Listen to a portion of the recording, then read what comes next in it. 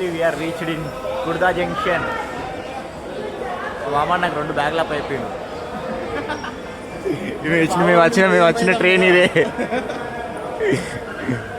Finally we are in Odisha.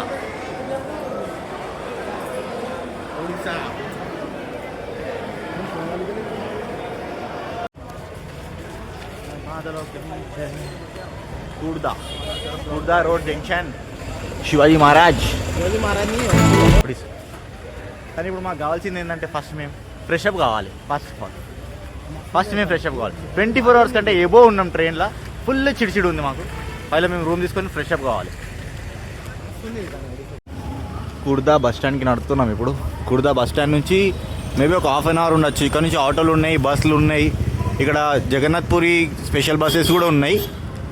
So మేము ఇప్పుడు Jagannath Puri special బస్కి కోసం ట్రై చేస్తున్నాం. మాకంత ఐడియా లేదు. ఇక్కడ లోకల్ ఫ్రెండ్ ఒకరు ఉన్నారు. సో ఇది మా లోకల్ ఫ్రెండ్. మేము పూరి జగన్నాథ్ కోసం వెళ్తున్నాం. ఇక్కడ లోకల్ బస్ ఇది.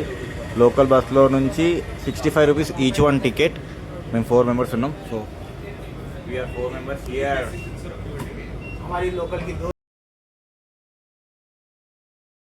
యాక్చువల్ నైట్ చాలా లేట్ అయింది.